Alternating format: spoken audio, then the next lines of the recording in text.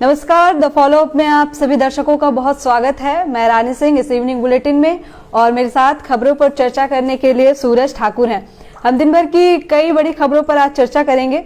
कुछ राज्य की होंगी, कुछ राज्य के बाहर की खबरें।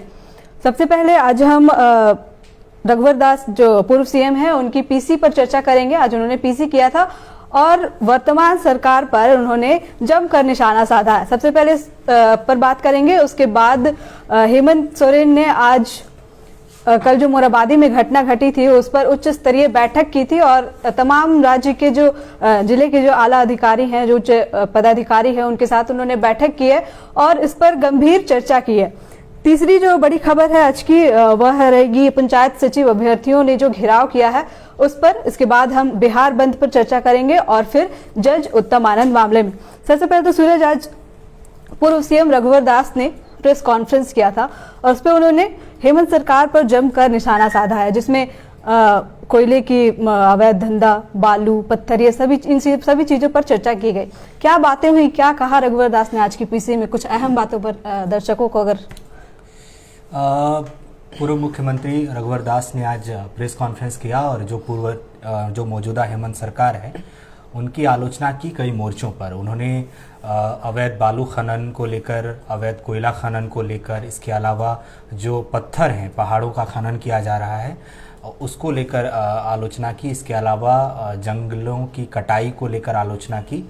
उन्होंने ये भी कहा कि कई इलाकों में नदियों में बालू ही नहीं बचा है। इसके अलावा उन्होंने कहा कि जब हमारी सरकार थी चुनाव से कुछ समय पहले जो है उन्होंने कहा कि हमारे कार्यकाल में जो अलग अलग जिलों में जो बालू घाट हैं उसको लेकर एक्सप्रेशंस ऑफ इंटरेस्ट मांगा गया था जिलों से, और जो कंपनियां हैं उनको मतलब एक टेंडर जारी करने का, पट्टा दिए जाने का, मतलब एक व्यवस्थित ढंग से किए जाने का फैसला किया था। लेकिन बाद में सरकार बदल गई और जो वर्तमान सरकार है उन्होंने अब तक जो है बालू घाटों का पट्टा नहीं दिया और अवैध खनन लगातार जिलों में जारी है। और इसकी तस्वीरें समय समय पर आती रहती हैं अलग अलग जिलों से, और लोगों की तरफ से शिकायत होती है कि प्रशासन की पूरी जो मिली भगत है इसमें है। इसके अलावा उन्होंने ये कहा कि मतलब सीधे तौर पर ये आरोप लगाया कि जो अवैध बालू का खनन है उसमें सरकार में शामिल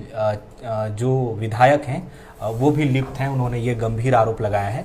इसके अलावा उन्होंने ये आरोप लगाया कि संताल परगना में खास तौर पर जो पहाड़ियां हैं उसमें लगातार खुदाई हो रही है और जो पत्थर हैं उनको मतलब बिहार में, उत्तर प्रदेश, पश्चिम बंगाल, नेपाल, यहाँ पर तस्करी की जा रही है। इसके अलावा उन्होंने सीधे तौर पर जो साहिबगंज में मुख्यमंत्री हेमंत सोरेन के विधायक प्रतिनिधि हैं उन पर आरोप लगाया कि उनकी शह पर गंगा के जरिए नावों से पत्थर की, बालू की अवैध धुलाई लगातार की जा रही है और कमीशन खोरी इसमें हो रही है।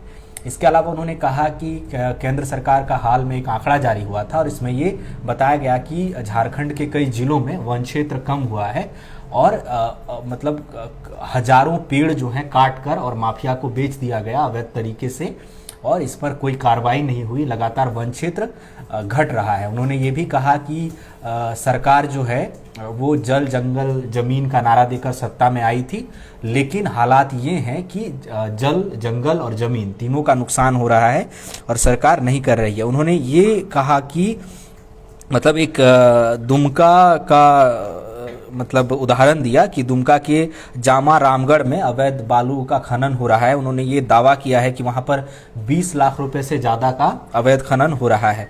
तो कुल मिलाकर उन्होंने यही कहा कि जो 25 महीने का कार्यकाल है हेमंत सरकार का वो पूरी तरह से मतलब इन अनियमितताओं के वजह से जाना जाएगा। उन्होंने कहा कि एक भी काम मुझे याद नहीं आता। हालांकि देखना होगा कि इन आरोपों पर जो सत्ता पक्ष के लोग हैं या खुद मुख्यमंत्री क्या कहते हैं, क्या सफाई या पेश की जाती है या किस तरह का पलटवार किया जाता है, ये देखने वाली बात होगी। जी, तो ये रघुवर दास ने जो पीसी किया उस पर लगातार उन्होंने कई आरोप जो है मौजूदा सरकार पर लगाए हैं। और अब हम बात करेंगे कल जो मोराबादी में घटना हुई थी, जो दिन दहाड़े सरेआम गोलीबारी की घटना हुई जिसमें एक आरोपी जो अपराधी था वो मारा भी गया। इस मामले में आज सीएम हेमंत सोरेन ने उच्च स्तरीय बैठक की। राज्य में जो आपराधिक घटनाएं बढ़ गई हैं उसको लेकर उन्होंने किन लोगों के साथ बात की और किस तरह के निर्देश जो है मुख्यमंत्री ने आज इस मीटिंग में दिया? देख, कल की घटना जिस तरह मतलब एक बड़ी घटना थी, क्योंकि ना केवल घटना के लिहाज से कि एक व्यक्ति की उसमें हत्या हो जाती है, 2 लोग गंभीर रूप से घायल हैं, अभी भी उनका इलाज जारी है, तो घटना की गंभीरता इस लिहाज से एक बड़ी है। दूसरी बात यह है कि जिस इलाके में हुई, क्योंकि वहीं पर राज्यसभा सांसद और जो झारखंड मुक्ति मोर्चा के सिप्रूमो हैं, शिबू सोरेन का आवास है, कुछ ही दूर पर उपायुक्त का आवास है, सिटी एसपी जो है उनका आवास है, तो निश्चित रूप से ये, और वो भीड़ भाड़ वाला इलाका है, तो इस बात की बहुत आशंका थी, मतलब संभावना कह लें कि मुख्यमंत्री इस पर संज्ञान लेंगे, और उन्हें कल शाम को ही अधिकारियों को तलब कर लिया था। और कांके में जो मुख्यमंत्री आवासीय कार्यालय है वहां पर एक बैठक हुई। पहले ये जान लीजिए कि बैठक में शामिल कौन कौन लोग हुए, तो उससे आपको ये बात थोड़ा सा समझ में आ जाएगा कि घटना की गंभीरता कैसी थी। कि बैठक में राज्य के मुख्य सचिव सुखदेव सिंह थे, डीजीपी नीरज सिन्हा थे जो राज्य में पुलिस के मुखिया हैं, इसके अलावा मुख्यमंत्री के प्रधान सचिव जो हैं राजीव अरुण एक्का थे, इसके अलावा नगर आयुक्त मुकेश कुमार थे, रांची के एसएसपी सुरेंद्र कुमार झा, और इस तरह के कई और वरिष्ठ अधिकारी थे। हेमंत सोरेन जो है उन्होंने घटना पर चिंता व्यक्त की और नाराजगी भी व्यक्त की है। उन्होंने ये कहा है कि झारखंड में अपराध रोका जाए, है ना, उस पर कमी लाई जाए, और जब राजधानी में इस तरह की घटना होती है तो निश्चित रूप से न केवल लोगों की सुरक्षा के लिहाज से, बल्कि सरकार की कार्यशैली पर और प्रशासन की कार्यशैली पर भी सवाल उठता है। इसके अलावा उन्होंने कहा कि अपराध नियंत्रण के लिए जो पुलिस प्रशासन से संवेदनशीलता की उम्मीद की जाती है वो दिखनी चाहिए, और उन्होंने कहा कि जो विधि व्यवस्था की जब बात आती है तो वो राज्य सरकार की एक अहम जिम्मेदारी है कि वो स्टेट में ना केवल कल्याणकारी योजनाएं चलाए बल्कि कानून व्यवस्था को भी ठीक रखे, क्योंकि अगर कानून व्यवस्था ठीक नहीं रहेगी तो उससे विकास के काम भी प्रभावित होते हैं। जैसा कि हमने देखा कि पिछले 1-2 सप्ताह से लगातार नक्सली जिस तरह से सक्रिय हैं, जिस तरह से रेल पटरियां उड़ाई जा रही हैं, पुल मोबाइल टावर उड़ाया जा रहा है, तो विकास का काम प्रभावित होता है और लोगों का भरोसा सरकार पर से टूटता है। इसके अलावा उन्होंने कहा कि घटना में जो भी अपराधी शामिल हैं, अभी तक की जो जानकारी है, जब हम दर्शकों के साथ रूबरू हैं, कि एक आरोपी की गिरफ्तारी हुई है। उन्होंने कहा कि जितने भी आरोपी हैं, क्योंकि 2 स्कूटी में 5 की संख्या में आरोपी आए थे, ये ऐसे हैं जिन्होंने तत्काल उस घटना को अंजाम दिया, मास्टरमाइंड भी होंगे, और ये गैंगवार की घटना है। तो उन्होंने कहा कि जितने भी अपराधी हैं उनकी त्वरित गिरफ्तारी हो और कड़ी कार्रवाई सुनिश्चित कीजिए। इसके अलावा उन्होंने कहा कि जैसा कि मैंने कहा कि कानून व्यवस्था ठीक रहेगी तो ही, तो निश्चित रूप से मुख्यमंत्री जो हैं उस घटना से बहुत नाराज हैं, और उन्होंने अधिकारियों को कड़ी फटकार भी लगाई है और ये निर्देश दिया है कि भविष्य में ऐसी घटना की पुनरावृत्ति ना हो, इसका ध्यान रखें और इस तरह की आपकी तैयारी हो। जी, तो ये आप समझ सकते हैं कि राज्य में कानून व्यवस्था जो है बहुत ही लचर हो गई है। इसको ध्यान में रखते हुए मुख्यमंत्री हेमंत सोरेन ने आज उच्च स्तरीय बैठक की तमाम आला अधिकारियों के साथ, जो राज्य के बड़े जितने भी अधिकारी हैं, डीजीपी हो, एसएसपी हो या फिर नगर आयुक्त, उन सबों के बीच उन्होंने एक बैठक आयोजित की। और ये बैठक बहुत ही, आप समझ सकते हैं कि त्वरित किया गया है, बहुत ही अचानक से किया गया, और इस पर बातें हुई कि राज्य का कानून व्यवस्था जो है उस पर थोड़ा और ध्यान दिया जाए, उसे ठीक किया जाए। अब बात करते हैं पंचायत सचिव अभ्यर्थियों की। आपको याद होगा कि पिछले 1 सप्ताह से हम पंचायत सचिव के मामला को लगातार उठा रहे हैं और उस पर बात कर रहे हैं, क्योंकि पंचायत सचिव अभ्यर्थियों की जो विज्ञापन थी उसे रद्द कर दी गई है। उसके बाद से अभ्यर्थी लगातार आंदोलनरत हैं, और अब उनके साथ साथ उनके पेरेंट्स भी, जो अभ्यर्थी हैं, उनके माता पिता भी अब साथ साथ आंदोलन कर रहे हैं। आज सूरज पंचायत सचिव अभ्यर्थियों ने आज भी कह ले या कल भी उन्होंने घेराव किया, पहले तो कांग्रेस ऑफिस का, फिर अभी जेएमएम ऑफिस और रामेश्वर उरांव आवास का। क्या कहेंगे, क्या कुछ बातें हो पाई उनसे, रामेश्वर उरांव से, या फिर अभ्यर्थियों का क्या कहना है आज का जो घेराव किया गया उस बीच में? देखिए, निश्चित रूप से जिस तरह से 21 जनवरी को यह खबर आई कि कार्मिक विभाग ने जेएसएससी को चिट्ठी लिखी है और इस बात की पूरी संभावना है कि जो मतलब विज्ञापन रद्द कर दिया जाएगा, और आप समझ लीजिए कि उनका जो डॉक्यूमेंट वेरिफिकेशन का काम है वो पूरा हो चुका है। और जिस तरह से ये कार्रवाई हुई, नियुक्ति पत्र का इंतजार अभ्यर्थी कर रहे थे, 3000 से ज़्यादा उनकी संख्या है। तो इस बात की पूरी आशंका थी, अंदेशा था कि आंदोलन जो है धीरे धीरे बड़ा होता जाएगा। 22 जनवरी से ही अभ्यर्थी जो हैं आकर राजभवन के सामने बैठना शुरू हो गए थे और लगातार वो लोग मांग कर रहे हैं। अभी भी आंदोलन की जो रूपरेखा आप देखेंगे, वो लोग बहुत हमलावर नहीं है या उन्होंने हिंसात्मक रुख अख्तियार नहीं किया है, वो शांतिपूर्ण ढंग से अपनी मांग मान रहे हैं। जब 3-4 दिनों तक लगातार राजभवन में बैठने के बाद उन्होंने देखा कि कोई प्रतिनिधि उनसे मिलने नहीं आ रहा है या इस तरह की उनकी मांगों पर किसी तरह का संज्ञान नहीं ले जा रहा है, तो सबसे पहले तो गुरुवार को उन्होंने कांग्रेस प्रदेश कार्यालय का घेराव किया, वहां पर धरना दिया। उनका यह तर्क था कि हम सरकार से तो मांग कर ही रहे हैं, लेकिन हमने राजनीतिक दलों के प्रतिनिधियों को भी चुनकर अपने अपने क्षेत्र से भेजा है, तो उनकी भी जवाबदेही बनती है कि वो हमारी मांगों को सरकार तक पहुंचाएं। तो इसी आलोक में उन्होंने पहले तो प्रदेश कांग्रेस कार्यालय का घेराव किया। आज की जो खबर है, तो सबसे पहले वो लोग झारखंड मुक्ति मोर्चा, जो सरकार की अगुवाई कर रही है, महागठबंधन सरकार की, उसके कार्यालय का घेराव किया, नारेबाजी की, प्रदर्शन किया। और हमारे एक संवाददाता लगातार वहां बने हुए हैं, मनोज पांडे, तो हम जो देख रहे हैं तस्वीरें, वो लगातार रो रहे हैं कि हमारी जो मेहनत है वो पूरी तरह से उस पर पानी फेर दिया है एक तरह से सरकार ने, और हमारे इंतजार, जो उम्मीदें थी, वो टूट रही हैं। सबसे बड़ी बात आंदोलन की ये है कि अब जो अभ्यर्थी हैं, उनके माता पिता आकर आंदोलन में शरीक होने लगे हैं और वो कह रहे हैं कि हमने मजदूरी करके पढ़ाई, हमने संघर्ष किया है, हमने पेट काट कर बच्चों को पढ़ाया, अपनी जो बेसिक ज़रूरतें हैं उसमें कटौती की, बावजूद इसके हमारा सुना नहीं जा रहा है। इसके अलावा जब इसके बाद झारखंड मुक्ति मोर्चा कार्यालय को घेरने के बाद अभ्यर्थी वहां से वित्त मंत्री डॉक्टर रामेश्वर उरांव के आवास पर पहुंचे और उसका भी घेराव किया, वहां भी धरने पर बैठ गए सड़क पर। और लगातार वो लोग मांग कर रहे थे कि वित्त मंत्री आकर उनसे मुलाकात करें, उनकी बातों को सुने, उनकी मांगों को सुने, संज्ञान लें। उनकी लगातार यही मांग है कि सरकार ने जो संकल्प जारी किया है पहले उसे वापस लिया जाए, इसके बाद उनकी जो नियुक्ति पत्र है वो भी उनको जल्द से जल्द दिया जाए, क्योंकि जो भी तकनीकी गड़बड़ी है उसी आधार पर इनका कहना है कि पहले भी रिजल्ट प्रकाशित किया गया है, नियुक्ति पत्र दिए गए हैं, हाई स्कूल का जो मामला था। तो ये लगातार मांग की जा रही है।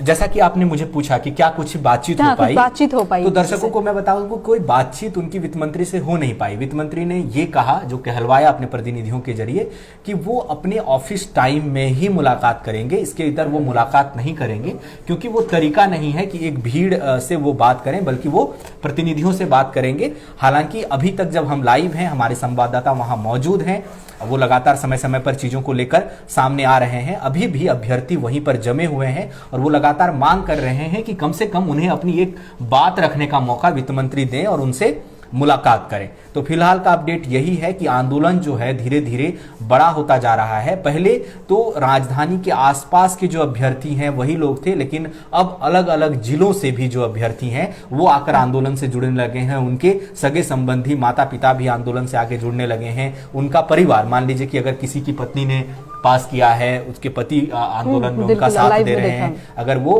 तो ये एक तरह से आंदोलन में बड़ा होता जा रहा है। तो इस पर और भी कोई अपडेट जो होगा हम लगातार आपको वेबसाइट के जरिए और लाइव के जरिए दिखाते बताते रहेंगे। जी, अभी से ठीक थोड़ी देर पहले, इस लाइव से थोड़ी देर पहले मनोज पांडे ने 2-3 लाइव आकर आपको दिखाया कि किस तरीके से अभ्यर्थी सैकड़ों की संख्या में पहले जेएमएम ऑफिस और उसके बाद रामेश्वर उरांव आवास के बाहर डटे हैं। और सबसे बड़ी बात कि पेरेंट्स जो है वो भी अब उनका साथ दे रहे हैं आंदोलन में, क्योंकि सबों ने बहुत मेहनत से अपने अपने बच्चों को पढ़ाया है और अब जाकर 5 साल के बाद विज्ञापन रद्द होता है, तो एक बड़ा मामला है, एक बड़ी चिंता का विषय है, कह सकते हैं। सिर्फ एनटीपीसी मामला जो है अब बढ़ता जा रहा है, विवाद से और ज्यादा घिरता जा रहा है। पहले ही विवाद शुरू हो गया था रिजल्ट के बाद से ही। आज बिहार बंद किया गया, कई जिलों में प्रदर्शन किए गए, उसके बाद इसमें तेजस्वी यादव भी जो है अब कुछ इस मामले में ट्रोल हो रहे हैं। पहले तो बिहार बंद का एक बार पूरा नजारा बता दें। देखिए, आरआरबी एनटीपीसी रिजल्ट में कथित गड़बड़ी को लेकर छात्र जो हैं लगातार आक्रोशित हैं। जो आक्रोश है वो सबसे ज्यादा यूपी और बिहार में देखा जा रहा है। आप जान रहे हैं कि बीते 24 जनवरी से ही लगातार छात्र आक्रोशित हैं। कई जिलों में आंदोलन जो है बिहार के फैल गया है, यूपी के भी कई जिलों में। कल जो है छात्र संगठनों ने, जो बिहार के छात्र संगठन हैं, उन्होंने इसके खिलाफ और गड़बड़ियों की जांच की मांग को लेकर बिहार बंद का आह्वान किया था और राजनीतिक दलों ने इसे समर्थन देने का ऐलान किया। राजनीतिक दल जैसे कि आरएलडी, आरजेडी, है ना, तो इस तरह की जो राजनीतिक पार्टियां थीं, कांग्रेस, तो इनका समर्थन उनको मिला और आंदोलन जो है वो आज बिहार बंद का दिखा। तो मैं बता दूं कि राजधानी पटना, सुपौल, समस्तीपुर, नवादा, नालंदा, इन जिलों में दिखा कि कई जगह पर जो है ट्रेन परिचालन, जिस तरह से जो आंदोलन का पैटर्न है, जो प्रदर्शन का पैटर्न है, वो दिखा कि कई जगह ट्रेनें रोकी गई, कई जगह सड़क जाम कर दिया गया, कहीं कहीं नेशनल हाईवेज को जाम कर दिया गया और यातायात घंटों ठप रहा। जो कार्यकर्ता हैं उन्होंने कई जगह पर जो है आगजनी भी की है सड़कों पर। जो बात आंदोलन में हम लोग सुबह से देख रहे हैं कि छात्र जो है वो कम दिखे और एक तरह से दिखा कि आंदोलन जो है वो राजनीतिक पार्टियों ने हाईजैक सा कर लिया है और राजनीतिक पार्टी के कार्यकर्ता ही फ्रंट पर दिखे आंदोलन के। ऐसा क्यों हुआ, इसको थोड़ा सा समझिए कि रात को जो खान सर हैं, जो इस आंदोलन में सबसे चर्चित चेहरे बनकर सामने आए हैं, उन पर पटना के पत्रकार नगर में मामला भी दर्ज किया गया है कि उन्होंने ही छात्रों को भड़काया है। तो वो उनका नाम सामने आया, तो चूंकि उनका नाम बार बार सामने आ रहा था, उन पर प्राथमिकी भी दर्ज हो गई। तो गुरुवार देर रात को उन्होंने अपने YouTube चैनल से एक वीडियो जारी किया और छात्रों से यह अपील किया कि रेलवे ने तकरीबन आपकी जो मांगे हैं वो मान ली गई हैं। जो छात्रों की मांग थी कि 1 पर्सन 1 रिजल्ट जारी किया जाए, जिस तरह का हमने विश्लेषण किया था कि एक ही जो अभ्यर्थी है वो कई लेवल में पास हुआ, अगर 3 लेवल में पास हुआ तो उसे 1, 2, 3 गिन लिया गया, पर उनका कहना था कि पर्सन। तो अब जो रेलवे की तरफ से जो दावा किया जा रहा है, बिहार के जो मतलब पूर्व उप मुख्यमंत्री हैं सुशील कुमार मोदी, उन्होंने राज्यसभा सांसद अभी हैं, तो उन्होंने भी ये सामने आकर कहा कि उन्होंने जो है रेलवे भर्ती बोर्ड के अध्यक्ष से बातचीत की है, रेल मंत्री से बातचीत की है, और उनका भी ये कहना है कि 3 साढ़े 3 लाख रिजल्ट और जारी किए जाएंगे, 1 पर्सन 1 रिजल्ट ही जारी किया जाएगा। तो खान सर ने ये कहा था छात्रों से कि वो अब आंदोलन किसी तरह का ना करें और खास तौर पर हिंसा तो बिल्कुल भी ना करें, क्योंकि रेलवे उनकी मांगे मान रहा है और अगर अब इस तरह की कोई घटना होती है वापस तो वो उनके खिलाफ जाएगा। जैसा कि पहले ही कहा जा चुका है, रेलवे की तरफ से एक चिट्ठी जारी की गई थी, आप देखेंगे आरआरबी की तरफ से, कि जो भी सरकारी संपत्तियों को नुकसान पहुंचाया गया है आंदोलन के नाम पर, उनको चिन्हित किया जा रहा है और उन पर कार्रवाई होगी। तो कुल मिलाकर ये है। तेजस्वी यादव ट्रोल हो रहे हैं। तेजस्वी यादव ट्रोल इसलिए हो रहे हैं कि बीते 2-3 सप्ताह पहले ही वो आखिरी बार सार्वजनिक मंच पर दिखे थे, जब वो अपने आवास में जो है गरीबों के बीच कंबल बांट रहे थे अपनी पत्नी राजश्री के साथ मिलकर। इसके बाद से वो दिखे नहीं हैं, और जब वो अपने आप को युवा कहते हैं और युवा हैं भी, तो उनसे ये एक्सपेक्ट किया जा रहा था कि वो छात्रों के आंदोलन को समर्थन देंगे। लेकिन ना तो सार्वजनिक मंच पर उनका कोई बयान आया है मीडिया में, ना ही उन्होंने सोशल मीडिया के जरिए किसी तरह का समर्थन जुटाया है। तो अब जो सत्ता पक्ष के लोग हैं और जो छात्र हैं वो लगातार उनको ट्रोल कर रहे हैं, और उनकी शादी को लेकर सबसे ज्यादा ट्रोल किया जा रहा है कि वो दिख नहीं रहे हैं कहीं, और वो अपनी पत्नी के साथ शायद कहीं घूमने गए हैं, और उनका जो ध्यान है वो छात्रों के आंदोलन की तरफ नहीं है।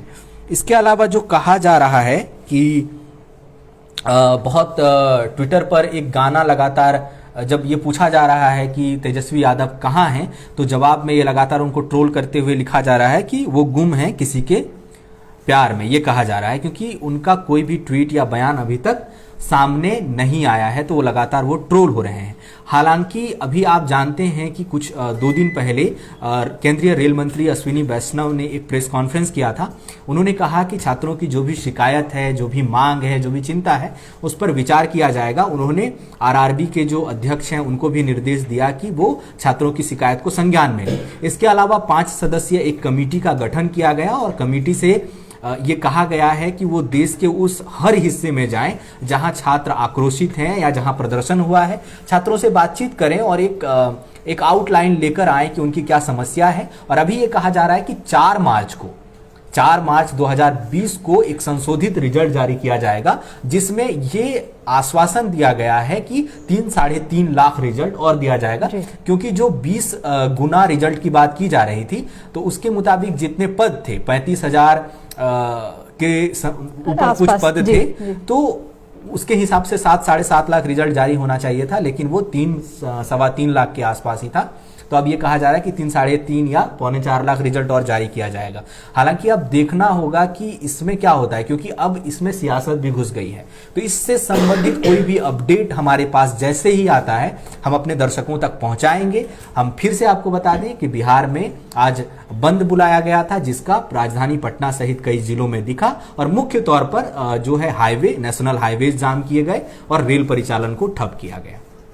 जी, तो एनटीपीसी मामले में अगर किसी को भी, आप सबों को कोई भी कंफ्यूजन हो, तो लगातार इस पर सूरज कई दिनों से अपडेट आपको दे रहे होंगे एनटीपीसी पर, और इसमें बहुत ही क्लियरली जो भी मैटर है उसको सूरज धीरे धीरे करके समझा कर आपको पिछले लाइव में भी उन्होंने बताया था और आज भी क्लियर कर दिया है। हालांकि तेजस्वी यादव इसलिए ट्रोल हो रहे हैं क्योंकि युवाओं को उनसे अपेक्षा थी, उनसे उम्मीदें हैं, क्योंकि तेजस्वी जो है एक युवा नेता है, युवा चेहरा है, इसलिए। लेकिन अगर उनके तरफ से कोई बयान नहीं आया है या फिर किसी तरह का सपोर्ट नहीं आया है, तो छात्रों में, अभ्यर्थियों में इसका आक्रोश है, गुस्सा है।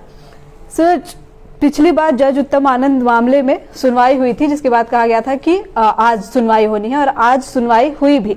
एक बार बता दूं, 28 जुलाई की सुबह जज उत्तम आनंद का धनबाद में इरादतन हत्या से ऑटो ने टक्कर मार दी थी उन्हें, जिसके बाद उनकी मौत हो गई थी। इसके बाद कई सुनवाई हुई, सीबीआई जांच चल रही है, लेकिन किसी भी सुनवाई में ऐसा हाईकोर्ट को कभी भी सेटिस्फैक्शन वाला जवाब जो है सीबीआई की तरफ से नहीं मिला है। उसके बाद से लगातार डेट पे डेट दिए जा रहे हैं, तारीखें मिल रही है, हर बार हाईकोर्ट को जो है असंतुष्टि मिल रहा है। आज फिर सुनवाई हुई और फिर हाईकोर्ट ने असंतुष्टि जताई है। क्या मामला हुआ आज, क्या बातें हुई, या फिर किस तरह की? देखिए, जो निश्चित रूप से जो पिछली सुनवाई हुई थी उसमें ही हाईकोर्ट ने ये कहा था कि जो आपकी जांच है वो सही दिशा में नहीं जा रही है।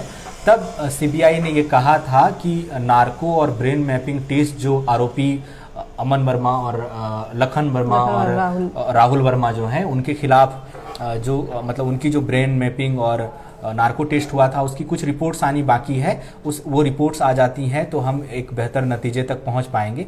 तो उसी को लेकर आज फिर सुनवाई थी और हाई कोर्ट ने आज भी नाखुशी जाहिर की है और कहा है कि जो आपकी जांच है वो सही दिशा में ना तो जा रही है, ना ही जांच की रफ्तार तेज है। आप जानते हैं कि पिछले दिनों बीते बुधवार को ही सीबीआई की 6 सदस्यीय टीम जो है दोबारा घटनास्थल पर गई थी और जेजे कॉलोनी और जो चौक है रणधीर वर्मा चौक, वहां गई और जेजी कॉलोनी होते हुए आगे SSLNT कॉलेज तक गई और घटनास्थल का मुआयना किया, कई लोगों से पूछताछ की थी।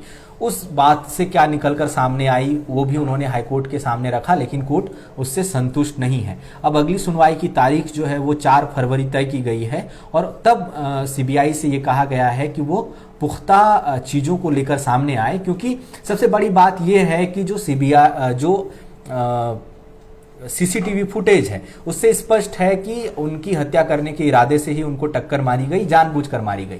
सीबीआई ने भी पिछली सुनवाई में यही कहा था कि हाँ, आरोपी जो हैं वो जानते थे कि जिनको वो टक्कर मार रहे हैं वो जज हैं, उनके हाथ में मोबाइल नहीं बल्कि रुमाल है, क्योंकि सीबीआई ने उसकी पहले सुनवाई में कहा था कि हो सकता है कि मोबाइल लूटने के इरादे से उनको मारा गया है, लेकिन ऐसा कुछ स्पष्ट नहीं हुआ। कोर्ट ने इसे वहीं खारिज कर दिया था।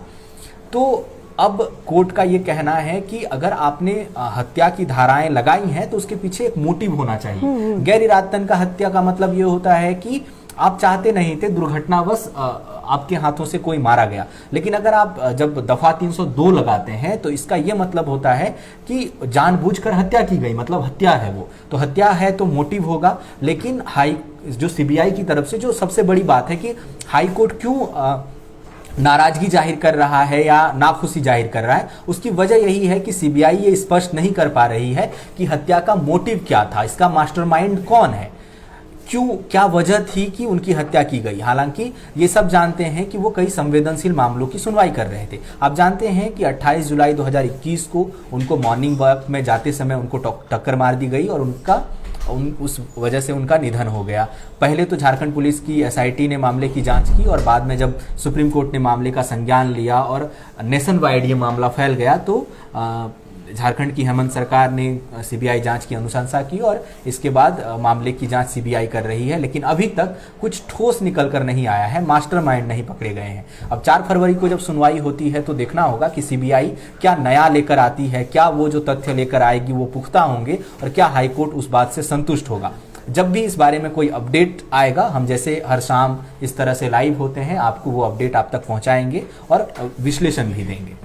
जी, तो ये जज उत्तम आनंद मामले में अब 4 फरवरी को सुनवाई होनी है। इसी के साथ बता दें कि झारखंड कांग्रेस के प्रदेश अध्यक्ष राजेश ठाकुर दिल्ली गए हुए थे। दिल्ली में उन्होंने राहुल गांधी से मुलाकात की है और आज वो रांची लौट आए हैं और अब कहा है उन्होंने कि उनकी तरफ से कई दिशा निर्देश उन्हें दिए गए हैं और अब उन्हीं निर्देशों के अनुरूप जो है झारखंड में काम किया जाएगा। इसके साथ ही एक ये भी बात है कि जो नए कांग्रेस प्रभारी जो हैं झारखंड के अविनाश पांडे, वो कल रांची आने वाले हैं। कल वो आएंगे, तमाम कांग्रेसी नेताओं से मुलाकात होगी, बैठक होगी, चर्चा होगा और इसके बाद क्या कुछ फिर नया मामला निकलता है या क्या बातें होती है, इस पर भी हम कल अपडेट्स आपको देते रहेंगे। तमाम बड़ी खबरों के लिए फॉलो अप के साथ बने रहे और इसी तरह की जो राज्य की बाहरों की खबरें, राज्य के अंदर की खबरें, इन सभी चीजों के लिए जुड़े रहे फॉलो अप के साथ। धन्यवाद।